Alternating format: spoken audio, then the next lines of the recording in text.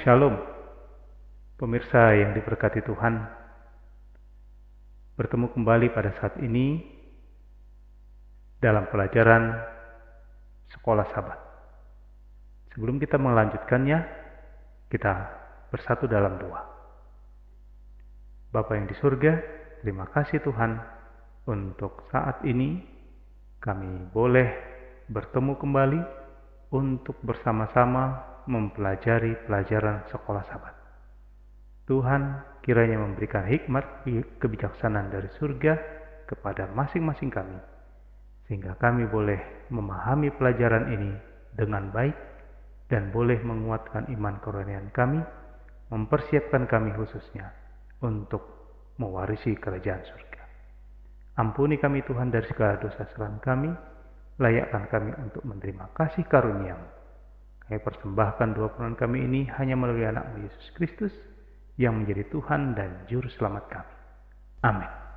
Saudara-saudaraku, pada saat ini pelajaran kita sudah masuk ke dalam pelajaran yang ke-10 yang berjudul Penipuan Terakhir Setan. Kita langsung kepada rangkumannya. Diangkat dari kitab Wahyu pasal 14 ayat 8 yang mengumumkan kejatuhan Babel spiritual.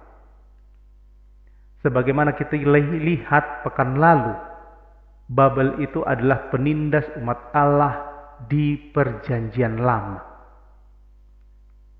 Dengan demikian Babel itu adalah lambang yang tepat dari benteng kesalahan, pusat kemurtatan, dan musuh utama dari kebenaran. Pekan lalu, kita juga belajar perbedaan antara perempuan berbaju putih, gereja Kristus yang benar, dan wanita pelacur, yaitu Babel. Kita memperhatikan bahwa sistem agama palsu, yakni Babel, mencari pemimpin religius manusia bagi kekuasaan gantinya firman Allah. Babel dikatakan memperoleh kekuasaannya dari negara-negara, gantinya dari Kristus. Dalam memelihara kebiasaan dari banyak agama palsu, Babel ini menggunakan berhala sebagai gambaran dari keilahian. Pekan ini kita akan mendalami dua kepalsuan utama dari Babel: konsep kebakaan jiwa dan penyembahan matahari. Di sepanjang abad, agama-agama kafir telah mempercayai bahwa roh itu baka.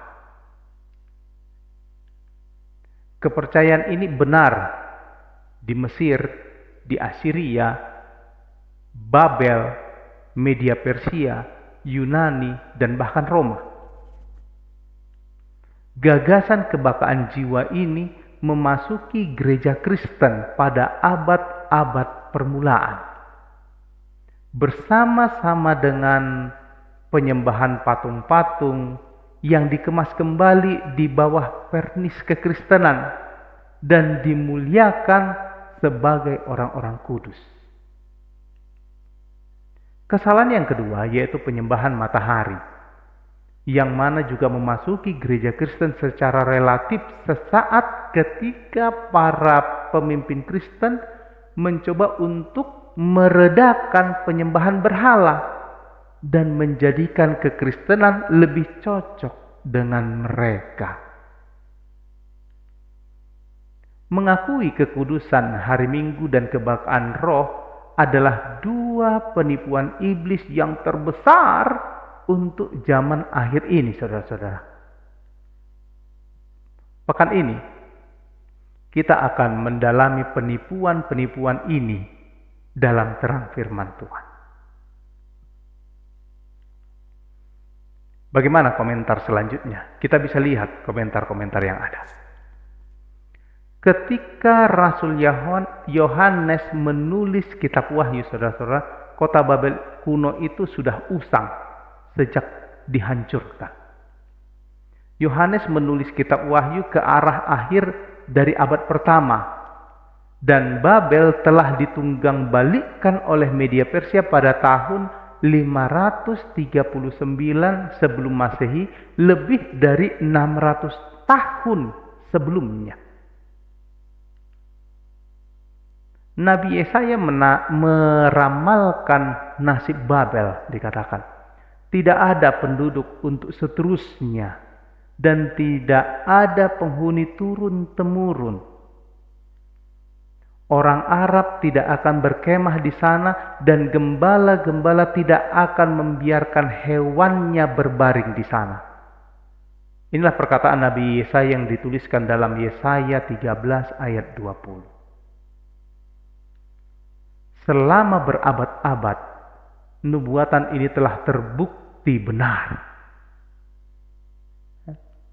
Alexander Agung membawa 10.000 pria ke Babel untuk membersihkan puing-puing dan membangun kembali kota.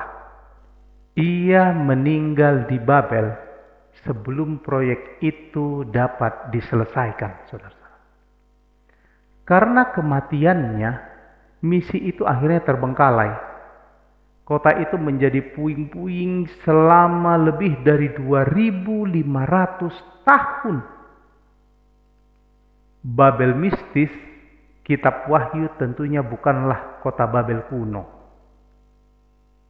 Di SDA Bible Commentary dengan jelas menyatakan identitas dari Babel spiritual ini. Dikatakan demikian, Babel baik harfiah maupun mistis telah demikian lama dikenal sebagai musuh tradisional dari kebenaran umat Allah. Sebagaimana digunakan dalam Wahyu, nama itu adalah lambang dari semua organisasi agama murtad serta kepemimpinan mereka. Dari zaman purbakala hingga penutupan waktu, nubuatan dari kejatuhan Babel ini menemukan penggenapan zaman akhirnya dalam hengkangnya Protestanisme secara besar-besaran dari kemurnian dan kesederhanaan Injil. Itu SDA Bible Commentary jilid yang ke-7 halaman 830.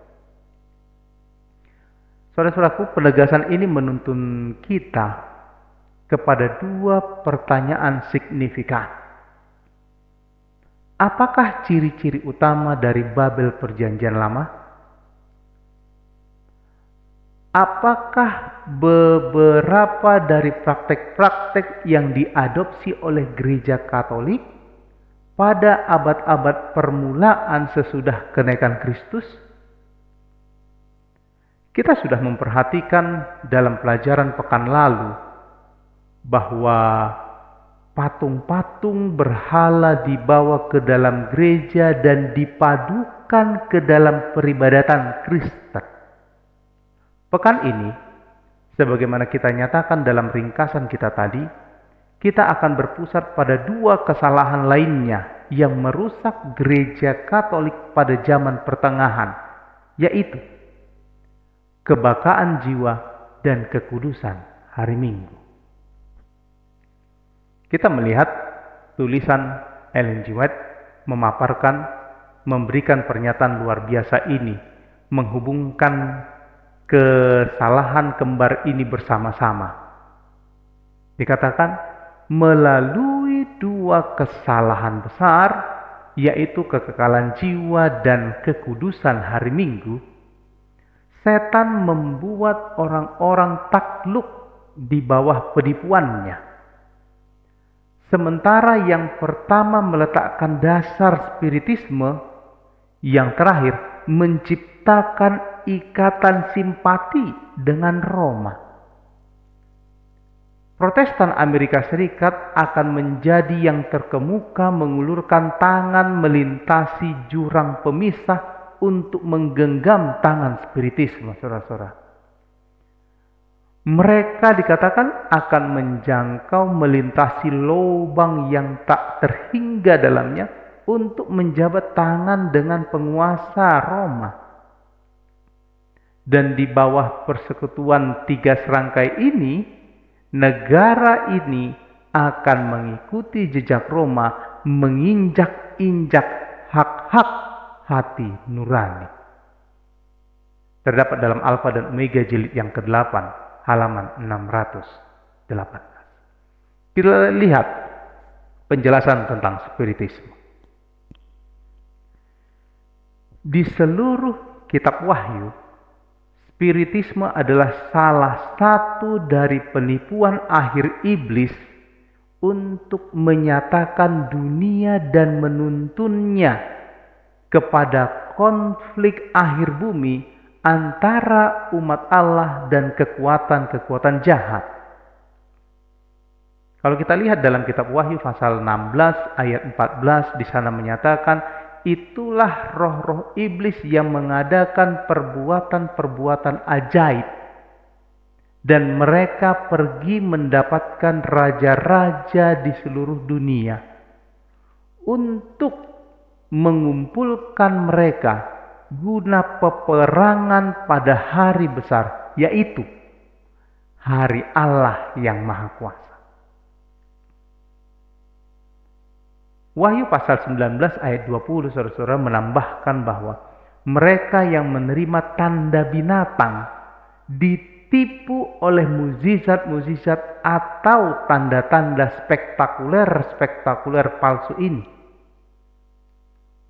Dalam kitab Wahyu pasal 13 sudah menegaskan bahwa iblis itu menyesatkan mereka yang diam di bumi dengan tanda-tanda yang telah diberikan kepadanya untuk dilakukannya di depan mata binatang itu.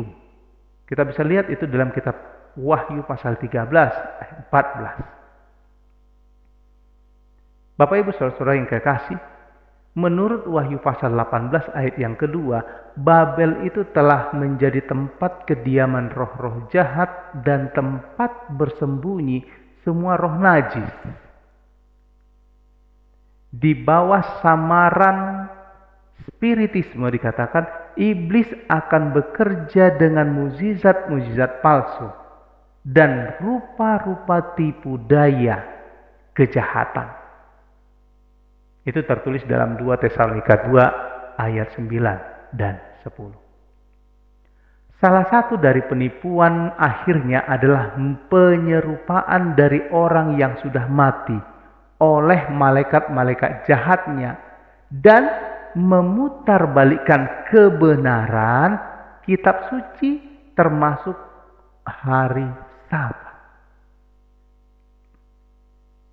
Selanjutnya, Ellen G. White memberikan kepada kita gambaran mengerikan dari apa yang akan datang atas mereka yang telah menerima kesalahan mengenai kebakaran jiwa.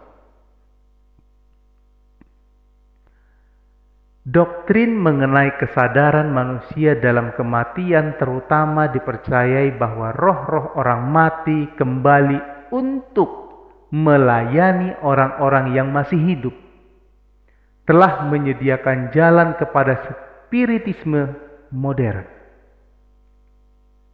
Jikalau orang mati diterima di hadirat Allah dan malaikat-malaikat kudus dan berhak mempunyai pengetahuan melebihi apa yang mereka miliki sebelumnya, saudara-saudara, mengapa mereka tidak kembali saja ke bumi untuk menerangi dan mengajar orang-orang yang masih hidup? Ia, yaitu iblis, mempunyai kuasa untuk menampilkan di hadapan orang-orang rupa sahabat-sahabat mereka yang telah meninggal. Pemalsuan itu begitu sempurna, saudara-saudara. Wajahnya, kata-katanya, nada suaranya ditunjukkan dengan sangat tepat. Banyak yang terhibur dengan keyakinan bahwa kekasih-kekasih mereka sedang menikmati kebahagiaan surga, saudara-saudara. Dan tanpa kecurigaan akan adanya bahaya, mereka memberi perhatian kepada roh-roh penyesat dan ajaran-ajaran setan. 1 Timotius 4 ayat 1, dan ini tercatat dalam Alfa dan Omega jilid 8 halaman 579 dan 580. Supaya kita tidak menyombongkan diri pada pengetahuan kita akan kebenaran kitab suci dan percaya kita tidak berada dalam bahaya langsung dari penipuan-penipuan yang demikian mencolok ini, pikirkan kembali. Spiritisme modern berkembang jauh melebihi kepenyerupaan dari orang-orang yang kita kasih oleh para malaikat surga, saudara-saudara. Khususnya umat Advent yang mempercayai kitab suci, sebagian besar tidak akan tertipu oleh Beelzebul yang muncul di kaki tempat tidur mereka pada malam hari, seperti paman Bernie yang kembali dari kubur dengan terang baru mengenai Sabat.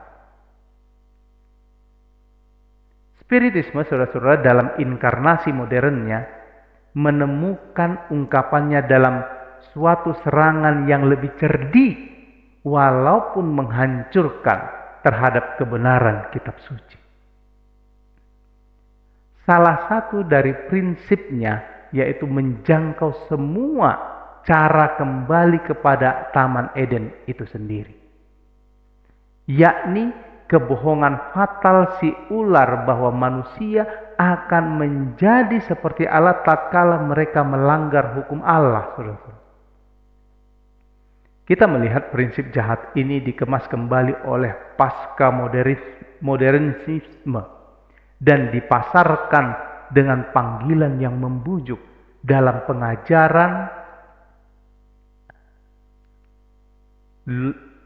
lakukan sesukamu, sebuah sanggahan, serangan terhadap hukum Allah sendiri. Tipu muslihat yang berbahaya ini merendahkan kedaulatan dari hukum Allah, saudara-saudara, yang tak berubah dan mutlak kepada perubahan otoritas manusia serta keinginan budaya. Tunduk kepada otoritas manusia dikatakan hukum Allah dengan demikian dijadikan tidak memiliki kekuatan, tidak pula mengikat manusia. Akibat yang merusak adalah bahwa otoritas Allah dan firman-Nya sebagian besar diruntuhkan dan diremehkan dalam budaya modern kita. Intinya, iblis sesungguhnya tidak peduli bagaimana ia menipu kita dengan mujizat-mujizat palsu dari spiritisme. Apakah oleh serangan mencolok melalui terang baru dari kerabat yang sudah mati, atau melalui serangan yang lebih halus, saudara-saudara, pada ilham dan otoritas firman Allah. Itu semua sama baginya. Jadi kita harus mengenakan seluruh perlengkapan senjata Allah yang terdapat di dalam Efesus pasal 6 ayat 10 sampai 18. Berdoa bagi ketajaman untuk mendeteksi penipuan-penipuan yang lebih halus dari musuh kita yang tidak tertidur. Serangan kebenaran Sabat. Dan hal itu dengan rapi menuntun kita kepada kesalahan besar yang kedua yang iblis akan gunakan untuk menipu umat Allah di zaman akhir, saudara-saudara. Adalah pengajaran palsu dikatakan bahwa Sabat itu tidak lagi berlaku karena hukum Allah sudah tidak lagi mengikat. Kesalahan akhir ini berakar pada zaman dahulu. Penyembahan matahari telah lama dipraktikkan oleh budaya kuno. Dewa tertinggi dari Babel adalah Bel-Marduk. Ia digambarkan sebagai sedang duduk di atas tahta emas dalam kuil emas di hadapan meja emas. Dialah dikatakan dewa matahari keadilan, terang, kebenaran, dan raja yang berkuasa. Dalam ensiklopedia Britannica memiliki sebuah artikel yang berwawasan dalam menggambarkan pengaruh dari dewa matahari pada peradaban masa lalu, saudara. Menurut para editor dari Britannica ini, orang-orang zaman dahulu percaya, dikatakan, matahari adalah pemberi anugerah dari terang dan kehidupan seluruh dunia. Dengan matanya yang tak berkedip, maha melihat, dialah penjamin yang kejam dari keadilan. Dengan koneksi cahaya yang hampir universal, dengan pencerahan dan iluminasi, matahari adalah sumber dari hikmat. Menurut para editor dari Britannica ini, orang-orang zaman dahulu, saudara-saudara, percaya matahari adalah pemberi anugerah dari terang dan kehidupan kepada seluruh dunia. Dengan matanya yang tak berkedip, maha melihat, dialah penjamin yang kejam dari keadilan. Dengan koneksi cahaya yang hampir universal, dengan pencerahan dan iluminasi, matahari adalah sumber dari hikmat. Kualitas-kualitas ini yaitu kedaulatan, kuasa dari kebajikan, keadilan, dan hikmat adalah pusat bagi kelompok agama elit. Dan adalah dalam konteks ini bahwa ideologi matahari yang sangat berkembang ini ditemukan. Para raja berkuasa oleh kekuatan matahari dan mengklaim turun dari matahari. Dewa matahari, para Allah yang memersonifikasikan matahari, berdaulat dan maha melihat. Matahari sering merupakan atribut utama dari atau diidentifikasikan dengan dewa tertinggi. Ini terdapat dalam Sun Worship Religion, Encyclopedia Britannica. Saudara-saudara, kita lanjutkan bahwa bangsa Babel bersama-sama dengan rekan kafir mereka memberikan penghormatan yang besar kepada dewa matahari, yaitu Bel-Marduk. Sistem agama palsu dari Babel zaman akhir, sebagaimana yang dilakukan oleh rekan kunonya, mengabaikan hukum Allah. Pada abad-abad permulaan, sebuah kompromi terjadi di gereja Roma untuk mengakomodasi budaya kafir di sekitarnya, untuk memisahkan diri dari Yahudi dan menginjili orang-orang kafir. Pemimpin gereja dan negara bersatu untuk menghormati hari Minggu, pertama sebagai hari perhentian sipil dan kemudian sebagai hari peribadatan yang resmi. Selama berabad-abad dari zaman pertengahan di bawah naungan Babel, gereja-gereja ini, aliansi agama politik, menggantikan tradisi-tradisi manusia atas firman Allah. Penyembahan berhala menggantikan penyembahan kepada Yesus secara langsung. Kebenaran kitab suci mengenai keadaan orang mati digantikan oleh kesalahan dari kebakaran jiwa, saudara-saudara. Lalu selanjutnya, Sabat diubah dari hari ke-7, yaitu Sabtu, kepada hari pertama, hari Minggu. Tampaknya bahwa kesalahan dan kepalsuan akan menang. Ya. Akan tetapi, kitab terakhir dari kitab suci, yaitu Wahyu, menubuatkan bahwa Allah akan membangkitkan satu umat yang sisa akhir zaman yang diselamatkan oleh anugerah dan melalui kuasa dari Kristus yang hidup akan hidup dalam penurutan yang saleh dan mengumandangkan pekabaran akhir zaman kepada dunia.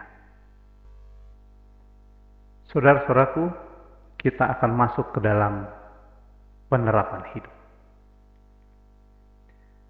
Hal yang perlu direnungkan, pelajaran pekan ini harus menuntun kita untuk melakukan beberapa pemikiran serius mengenai pengalaman rohani kita sendiri.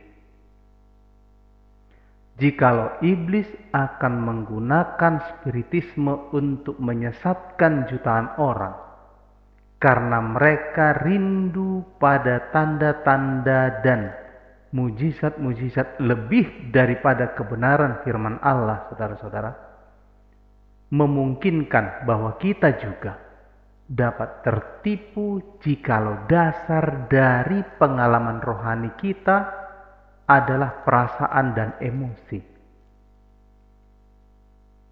Apakah kita menginginkan tanda-tanda dan mujizat lebih daripada kebenaran firman Allah?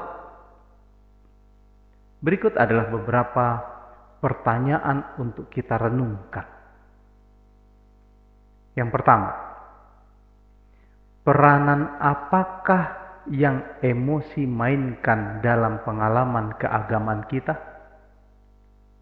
Bagaimanakah jika emosi kita menunjukkan satu cara dan firman Allah menunjukkan cara yang lain? Apakah yang kemudian kita lakukan? Apakah perasaan kita selamanya sebagai penuntun yang aman? Saudara-saudaraku bisa jelaskan. Bagaimanakah jika Anda dihadapkan dengan penampakan seorang yang kita kasih yang sudah meninggal? Apa yang akan Anda lakukan? Lebih penting lagi, apakah satu-satunya perlindungan terhadap penipuan dari spiritisme dalam kebudayaan kita yang merusak keunggulan dari firman Allah?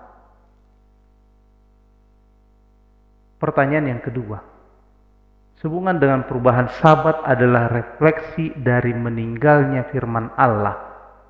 Perubahan ini terjadi secara bertahap selama berabad-abad. Penipuan iblis sering secara halus. Dialah ahli strategi yang sangat lihai. Mungkinkah bahwa kita dapat berada pada lereng yang licin dari kompromi dan kehidupan kita? Jika demikian, apakah kompromi-kompromi itu? Lebih jauh, apa yang kita lihat sebagai tantangan terbesar yang gereja sedang hadapi saat ini dalam bidang kompromi? Pertanyaan yang ketiga yang juga perlu kita renungkan. Iblis akan melakukan mujizat-mujizat untuk menyesatkan.